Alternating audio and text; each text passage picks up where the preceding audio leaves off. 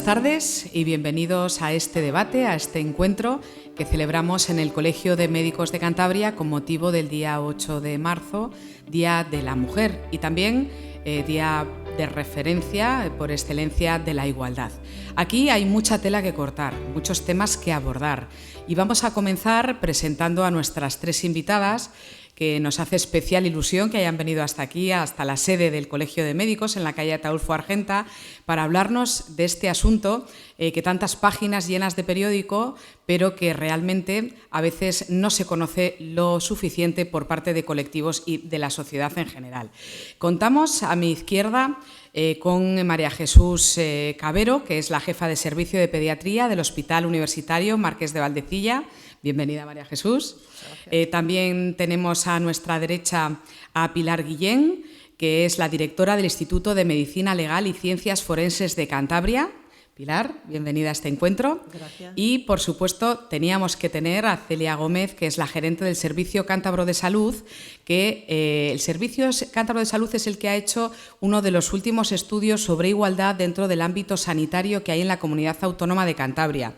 Celia, te damos la bienvenida. También te felicitamos porque sabemos que desde la Administración se hacen un montón de acciones para conseguir la igualdad, pero justo en el ámbito médico quizá no estén obteniendo los resultados esperados o por lo menos con la rapidez que deberíamos de obtenerlos. Así que gracias. Yo sin más demora vamos a comenzar el asunto hablando precisamente con Celia de este estudio. El estudio realmente es demoledor y demuestra de forma tangible que hay techo de cristal, brecha salarial y desigualdad en las agresiones en el ámbito médico en Cantabria.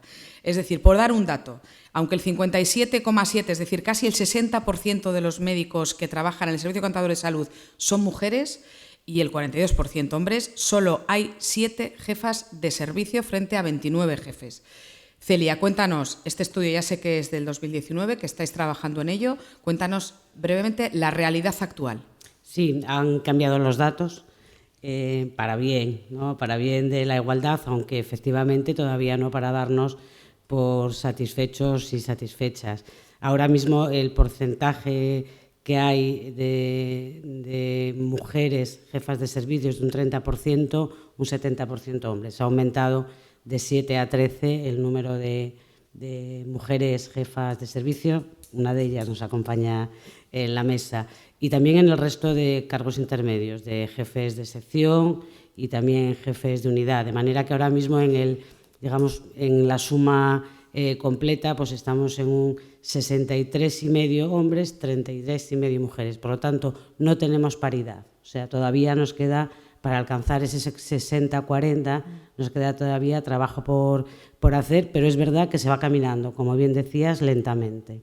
Pero bueno, por lo menos habéis visto ya en los últimos años resultados, porque realmente hacéis un esfuerzo desde la Administración para conseguir la igualdad. Cuéntanos en qué consisten estos esfuerzos. Sí, bueno, el propio plan de igualdad que antes referías, aparte de los datos y del análisis, el análisis se hizo para ver dónde estaban esas debilidades, aunque eran conocidas, objetivarlas y poder poner en marcha mecanismos que tienen que ver con buscar siempre pues, en los órganos colegiados la paridad, que en la formación también exista igualdad en el acceso a la formación, facilitar con medidas de conciliación la participación de todos. Aquí habría mucho que hablar cuando hablamos de conciliación, porque a veces esas medidas discriminan luego la participación de la propia mujer, ¿no? Pero bueno, también hay que tener en cuenta que la cultura social, los roles de la sociedad patriarcal en que vivimos, de la cual no nos escapamos, influyen mucho a la hora de tomar decisiones por parte de las propias mujeres, de asumir sobre todo en determinados momentos de la vida, un puesto directivo que le puede restar tiempo de otras que son sus prioridades. También a veces son cuestiones de valores, cosas que no ocurren con los varones porque parece que lo lógico es que en su caso ese no sea un problema, ¿no? Entonces, luchar contra esos tópicos roles no es fácil. Pero bueno, yo creo que llevamos un camino en general en nuestro país y en particular aquí que, como digo, que aunque es lento, es seguro. Muchas gracias, Celia. Vamos con Pilar Guillén porque hay que decir que representa a un colectivo médico que rompe con la regla. Es decir, cuéntanos cuántas forenses hay en Cantabria, mujeres y cuántos forenses hay hombres, que es que esto sí que hemos traído también a Pilar por esta razón, ¿no? Porque es la distinción dentro de la tendencia. Sí, pues bueno, muchas gracias por haberme invitado a participar. Y sí que es verdad que nosotros quizá, bueno, pues somos un poco la excepción dentro de este colectivo médico y de los datos que se están barajando. Todos los médicos forenses de Cantabria estamos integrados dentro del Instituto de Medicina Legal y ahora mismo somos 15 médicos forenses, 14 en activo, de los cuales pues 10 somos mujeres y solamente 4 son varones. Por eso comentaba al principio que quizás somos un poco la excepción, ¿no? Y también creo que somos un poco la excepción en cuanto a lo de las jefaturas de servicio, un poco por lo que estáis comentando, porque nosotros de 3 jefaturas de servicio que tenemos en el Instituto de Medicina Legal, 2 están ocupadas por mujeres y solo una por un varón, por un hombre.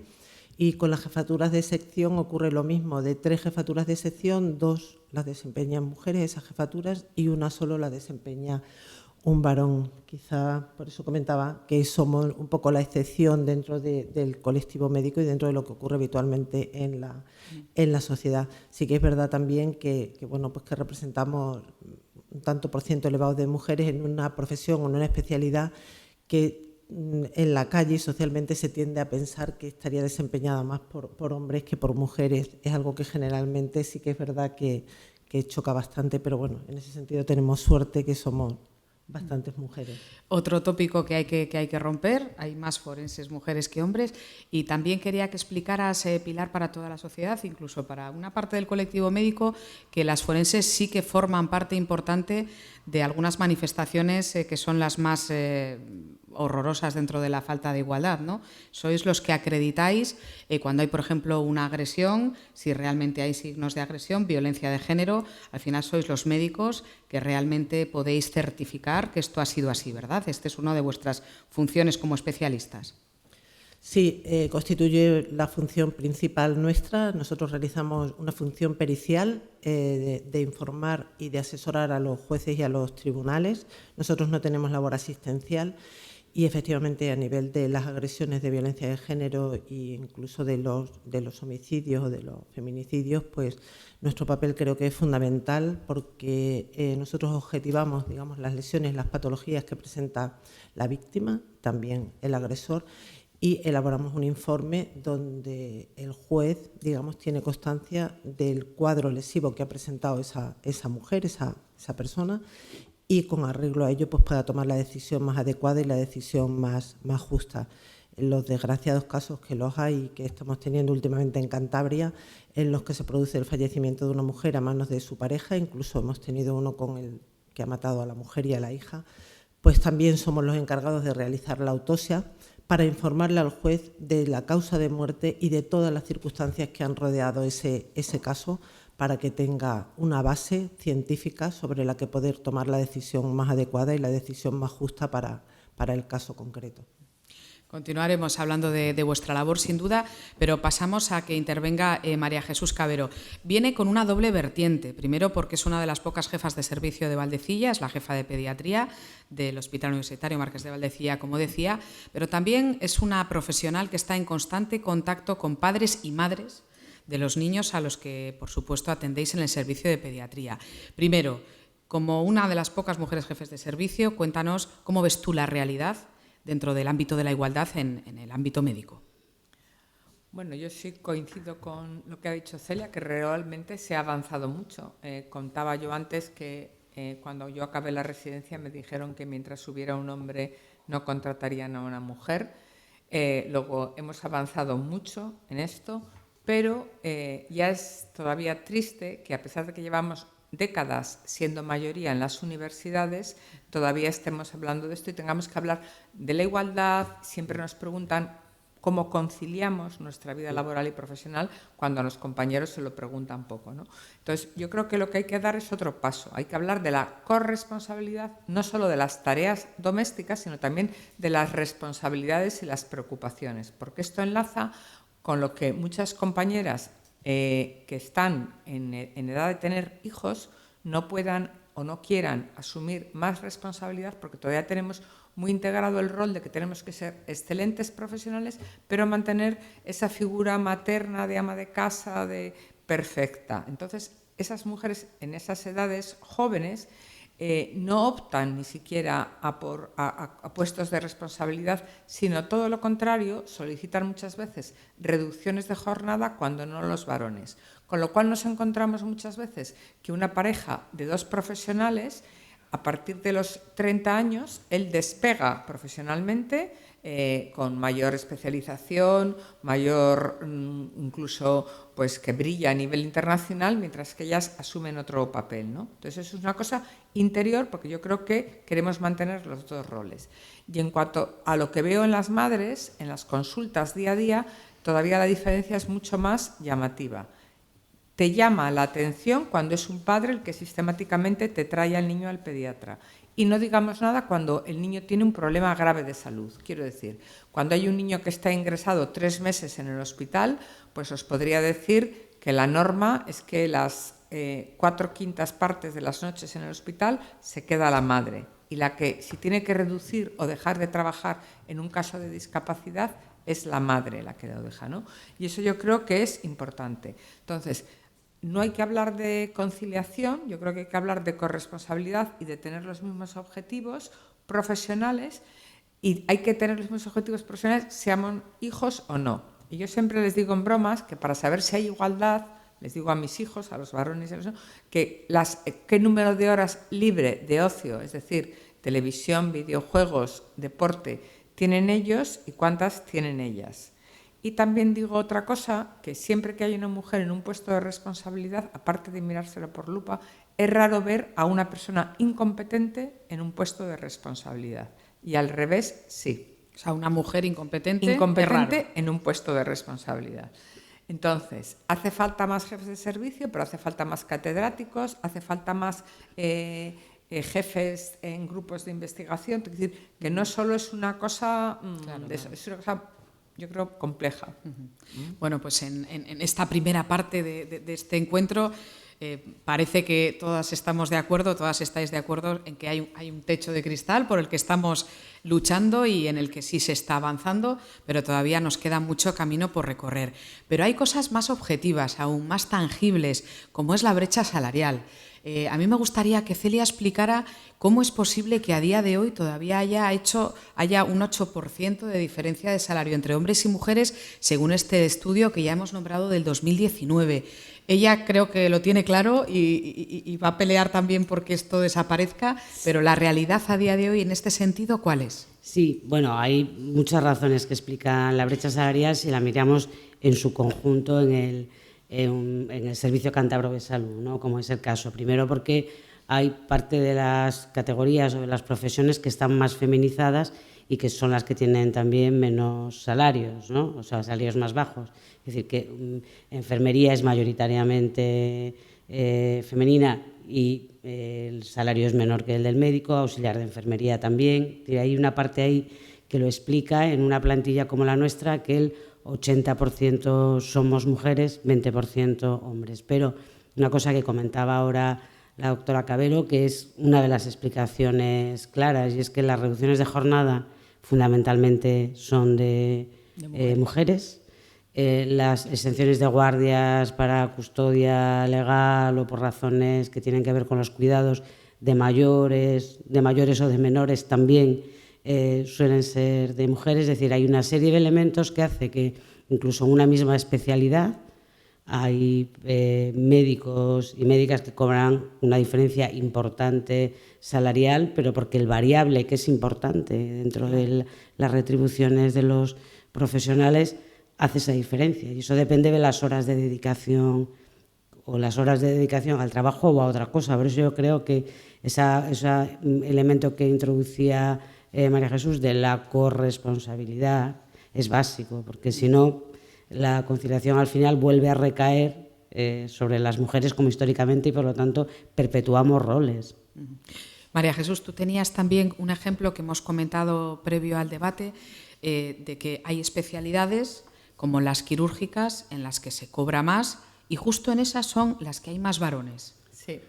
A mí un tutor de residentes hace muchos años me dijo que la feminización iba a hacer que el sueldo de los médicos bajara. A mí aquello me pareció una cosa, no lo entendí, pero conforme ha ido pasando el tiempo, pues es así, te quiero decir. Las mujeres sí que hacen más trabajo no remunerado dentro y fuera del hogar, estudian más en casa, tienen más... Entonces, el varón es más reivindicativo a la hora de una guardia localizada o a la hora de un trabajo extra, probablemente el trabajo, pues lo que se conocemos vulgarmente como peonada. Hay una serie de cosas que sí que es más, y en las parejas que están compuestas por gente de distinta especialidad, ellos te lo comentan, ¿no?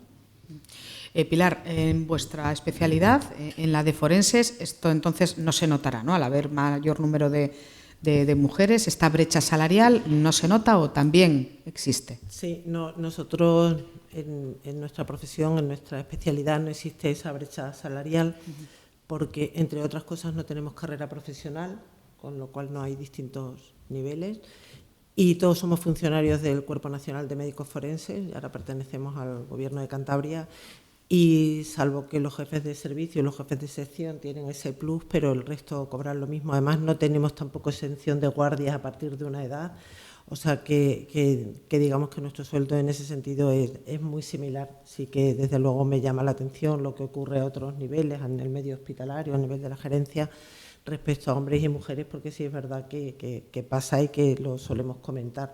En nuestro caso es distinto porque partimos todos del mismo sueldo y de los mismos complementos, salvo, como digo, en casos de desempeñar alguna jefatura. Sí, porque, perdona, Sí. al final podemos caer, y siempre se dice, pero si las retribuciones son las mismas, y es verdad, la tabla salarial es la misma para todos, claro, no se diferencia. Pero si el peso de la actividad variable es importante en el sueldo final, y eso depende de la dedicación, de las horas o peonadas o programas especiales, las guardias, al final tiene que ver con la dedicación a una u otra tarea, ¿no? Hay un componente dentro del debate de la igualdad que es muy autocrítico con las mujeres. Nosotras somos algunas, yo la primera, hago autocrítica. Quizá esas peonadas, estas horas extras de las que estamos hablando, este variable que cobran los profesionales sanitarios, quizás sea por nuestra culpa, que no asumimos o que no queremos trabajar porque tenemos esta mochila de la responsabilidad y del cuidado dentro de la familia. Tú eso, Celia, ¿cómo lo ves? Bueno, hay una parte, lógicamente, que tiene que ver con tópicos a los que no somos ajenos, ¿no? Porque también caemos nosotras mismas, ¿no? Claro. Por lo menos en autorresponsabilizarnos más allá a veces de lo debido. Pero yo también creo que tenemos que entrar en debates más de fondo, ¿no? En cuanto a cómo tenemos organizados los horarios de la asistencia, cómo tenemos organizado el sistema retributivo. Es decir, que hay temas de fondo porque tenemos esquemas que son de hace décadas, por no decir casi probablemente de hace un siglo, en la manera de organizar la actividad, de organizar la retribución, y probablemente haya que hacer reflexiones que, teniendo en cuenta que la composición por sexo es distinta en nuestras organizaciones, los valores probablemente de la gente joven, que se nota en varones y en mujeres, son distintos. A lo mejor hay que pensar en una manera diferente de organizar la actividad que probablemente resulte mejor para el propio servicio y haga más felices también a las personas. María Jesús Cabero igual tiene algo que decir al respecto porque trabajas con muchas residentes mujeres. La pediatría, por cierto, es una especialidad en donde hay muchas más mujeres todavía que en el ámbito médico general que hombres. Cuéntanos tu experiencia en este sentido. Bueno, yo la verdad siempre he estado muy a gusto trabajando con mayoría de mujeres. He trabajado a veces con mayoría de mujeres y con mayoría de hombres, y a nivel de los grupos de trabajo no he notado diferencias ni discriminaciones personales a la hora de trabajar.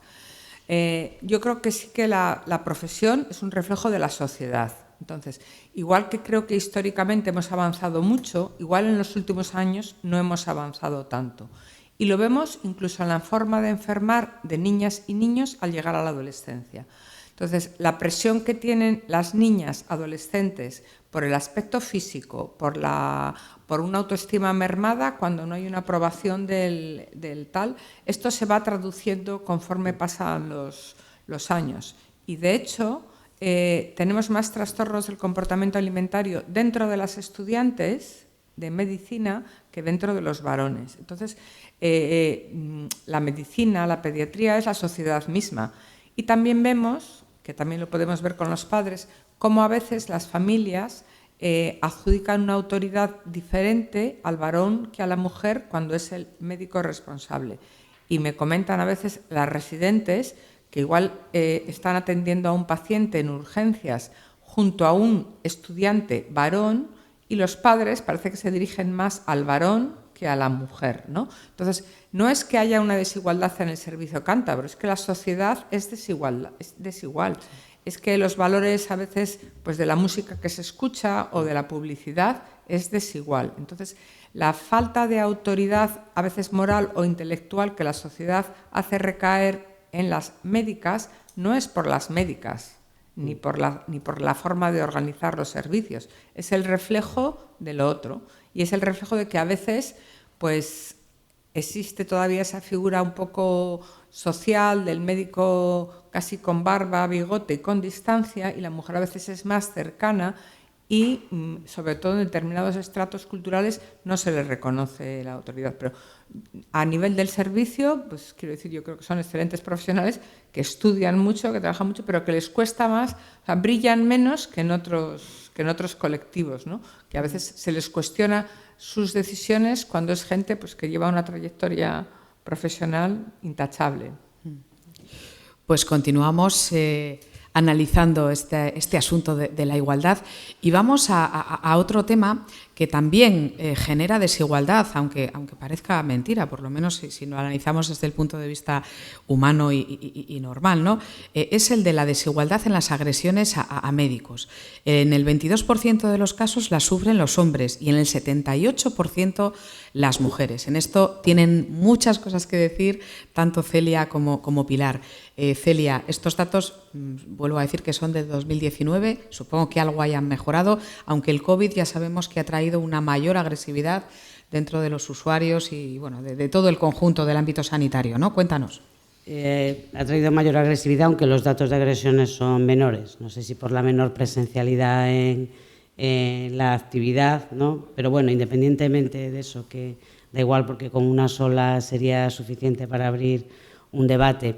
Hay una parte que tiene que ver, y antes lo comentaba también a propósito de la brecha salarial, con que nuestra plantilla es mayoritariamente femenina, es decir, un 80% de la plantilla son mujeres, un 20% hombre. En tasa estaríamos en una tasa similar, igual de lamentable, digamos, ¿no? De agresiones. Pero también es verdad que esos roles de los que hablamos y los tópicos y el cómo se ve también socialmente, la agresividad es mucho mayor ante las mujeres que ante los hombres. Seguro que nuestra médico forense nos puede decir más, pero lo estamos viendo en la vida también, ¿no? De quiénes son más víctimas y quiénes son más agresores, ¿no? Y eso se nota también dentro de la actividad, tanto en médicas y médicos como en el resto de plantilla, ¿no? Se ve más vulnerable a la mujer y se le ataca más. Y eso, como bien dice María Jesús Cabero, pues es algo que tenemos que actuar sobre la sociedad, ¿no? Que tenemos que seguir avanzando, porque pensar que ya tenemos todo el terreno ganado es una ilusión. No es la realidad, sino una utopía todavía. Sí. Pilar, tú ahí sí que tienes mucho que contar como forense. Bueno, sí, yo creo que efectivamente lo acaba de decir Celia, a nivel de la sociedad, y el colectivo médico no deja de estar inmerso en la sociedad, a la mujer se la sigue viendo desde luego un elemento mucho más vulnerable, ¿no? Creo que es más fácil siempre agredir a una mujer que a la inversa, ¿no? De hecho, nosotros en el juzgado, bueno, no tengo cifras exactas, pero la mayoría de los casos que nos encontramos siempre o casi siempre la víctima es una mujer y el agresor es un varón. Eso trasladado a la clase médica, pues me imagino que será lo mismo. Yo creo que en general, cuando nosotros estudiamos, digamos, el comportamiento de los agresores, te das cuenta que siempre la mujer sigue siendo en la sociedad el elemento mucho más débil y el elemento mucho más vulnerable, y eso lo conocen y así actúan, ¿no? Yo creo que... Y una cosa que me gustaría comentar en relación a lo que ha dicho la doctora Cabero y es verdad, ¿no? O sea, a mí me sorprende, por ejemplo, que en nuestras consultas también, y sobre todo estaba pensando ahora mientras tú hablabas, María Jesús, en las veces que, por ejemplo, en casos de agresiones sexuales, cuando vamos a hacer los reconocimientos al hospital, ha venido algún padre con alguna víctima de agresión sexual y no, o sea, creo que en mi experiencia personal, que ya llevo muchos años en esto, no he visto jamás a una víctima, por ejemplo, de agresión sexual, una menor que venga acompañada de su padre, siempre generalmente es la madre o la madre y la abuela o la abuela materna o paterna, pero es verdad que los padres generalmente no suelen estar, ¿no?, en este tipo de cosas.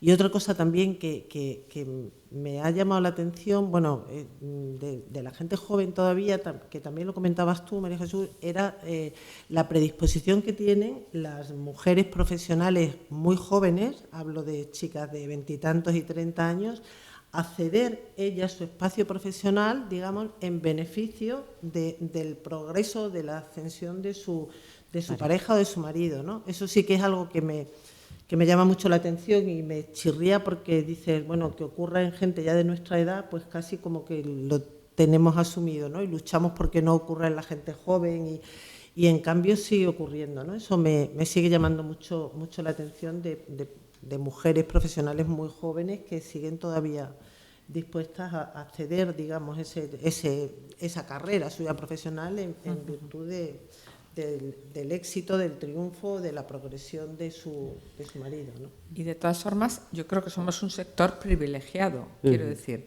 Yo que hablo con madres todos los días, el sector público, y yo creo que por eso hay más mujeres probablemente en la judicatura y en otras cosas, porque la ley les ampara mucho más que en el sector privado. O sea, quiero decir que la desigualdad realmente donde existe.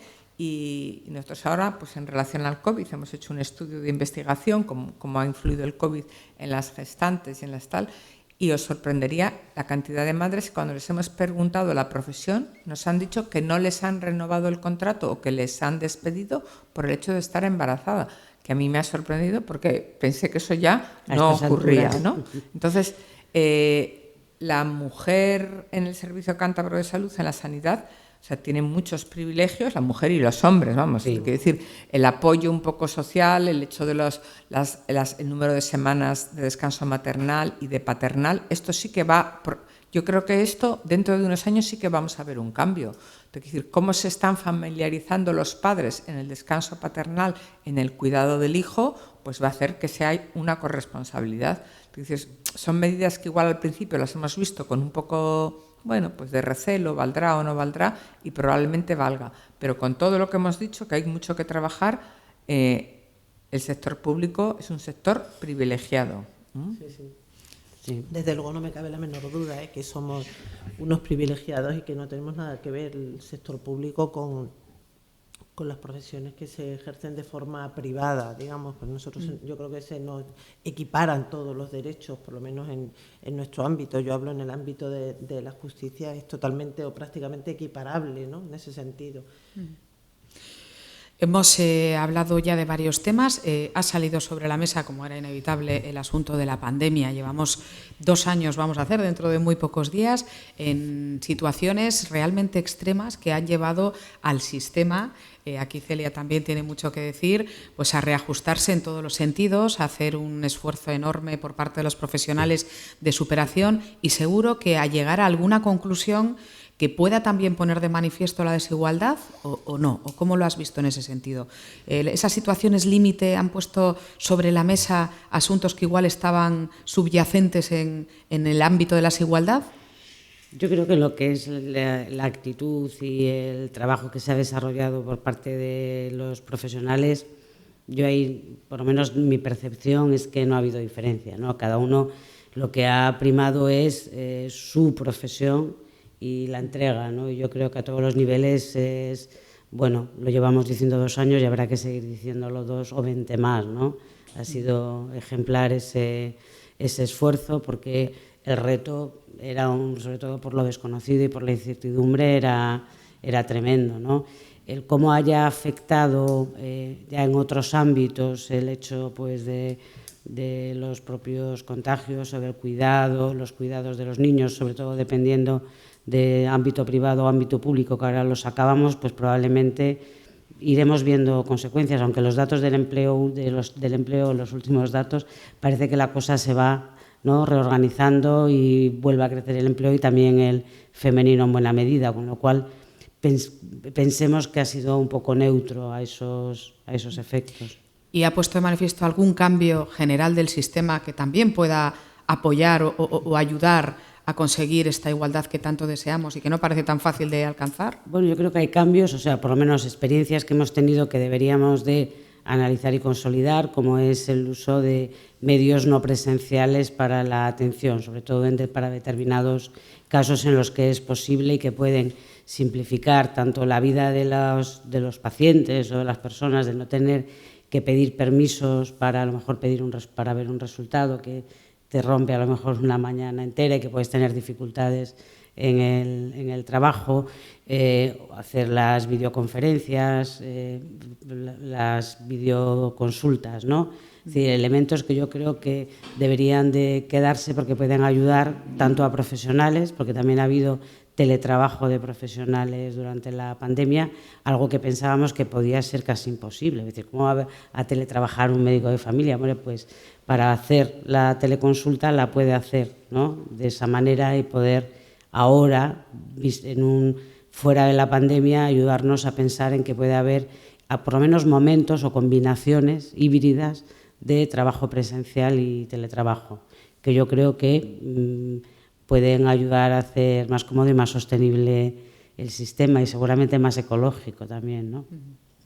Pilar, ¿a vosotros os ha cambiado un poco la vida esto del COVID o estáis más o menos igual? Bueno, creo que nos cambió la vida como a todos, ¿no?, como a todos los profesionales, y nos enfrentábamos desde luego a una situación totalmente desconocida. Para nosotros también hubo un cambio porque aunque luego no lo hicimos, pero pasamos a formar parte del estamento sanitario por una orden ministerial. Y bueno, la verdad es que gracias a la colaboración y al esfuerzo de todos los compañeros se pudo llevar bastante bien y nos permitieron mucha flexibilidad, con lo cual utilizamos mucho los medios informáticos, como decía Celia, y luego la verdad es que la gente colaboró muchísimo y se le brindó a las personas que tenían que quedarse en casa al cuidado de hijos o de familiares mayores, y lo hacía el resto de compañeros y no hubo en ese sentido ningún problema. Yo creo que María Jesús ahí sí que tiene más que decir, ¿no? Porque como jefe de servicio de pediatría supongo que el COVID haya sido todavía más revolucionario que en otros sectores. Hombre, ha sido difícil, quiero decir, sobre todo en estas últimas olas que ya eran inesperadas.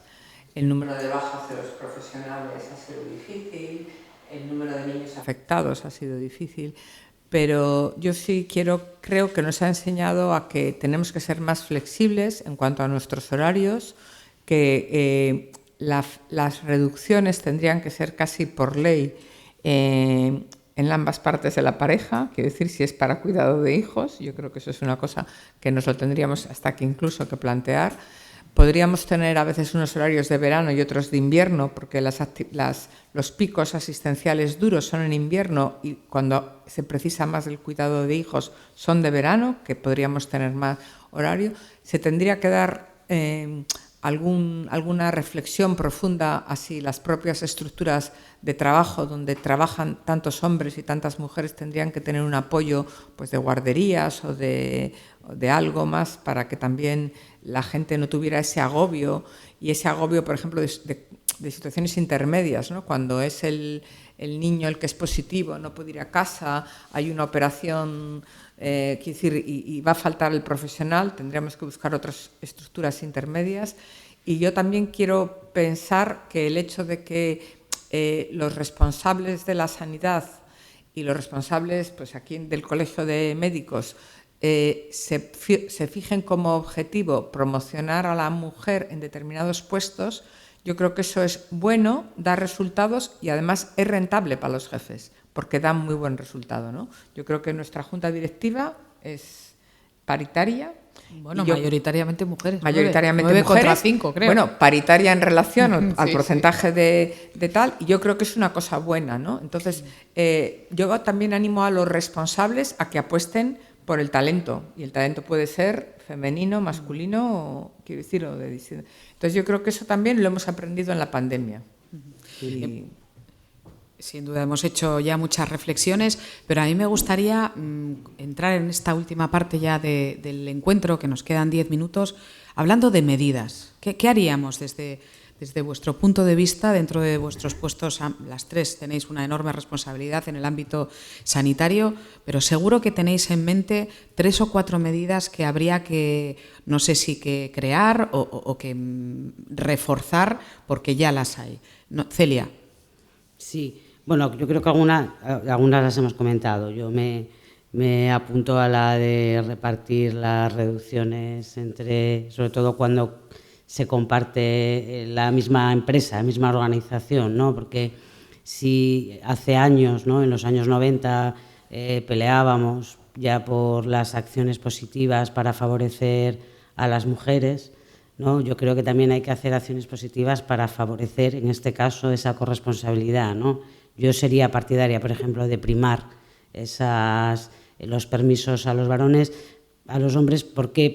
Porque hay una cosa, y ahora hacíamos también referencia, que es que los modelos sociales funcionan, ¿no? Y el hecho de que haya, o sea, de que y hemos visto ejemplos, un primer ministro de un gobierno coge su permiso de paternidad, da un mensaje a la sociedad. Si lo hace un jefe de servicio o un jefe de sección, bueno, o un profesional, ¿no?, también está dando un mensaje al resto, y los modelos sociales funcionan, ¿no? Y esa parte hay medidas que podemos implementar para hacerla.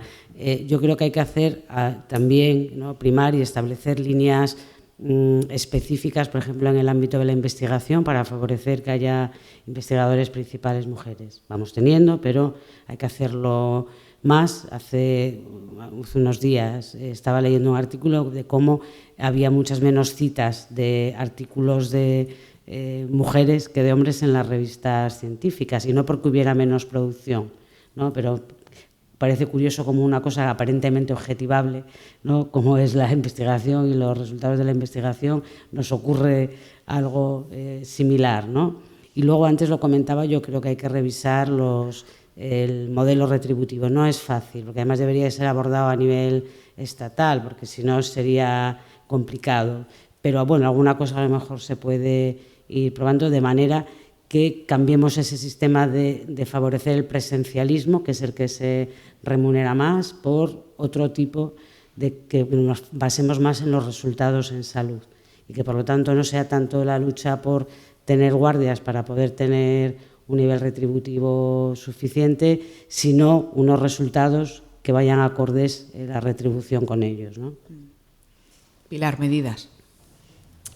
Bueno, nosotros la verdad es que en nuestro ámbito laboral casi siempre echamos muchísimo de menos y siempre incidimos muchísimo en la educación. Seguimos viendo, claro, tener en cuenta que nosotros cuando vemos a la víctima, generalmente a la víctima mujer, es cuando ha habido una agresión, cuando notamos esa desigualdad entre hombres y mujeres es porque ha habido una agresión del varón respecto a la mujer, ¿no? Y entonces nos sigue sorprendiendo mucho, nos sigue llamando muchísimo la atención que todo esto ocurre y sigue ocurriendo mucho en jóvenes, y entonces ponemos siempre el punto en la educación. Creemos que es un peldaño de toda esta desigualdad en el que hay que incidir bastante y en el que deben, digamos, los responsables incidir, porque nos sigue llamando la atención, como decía, eso, que gente muy, muy joven siga teniendo el varón un control exhaustivo sobre las chicas, sobre la joven, a todos los niveles, y ese control acaba, desde luego, terminando en una agresión, que es cuando lo vemos los médicos forenses, porque bueno, pues ya es constitutiva de un hecho delictivo y tenemos nosotros que informar. Entonces, incidir sobre todo en esa parte, de ahí que nos parece que sigue marcando bastante la desigualdad, ¿no?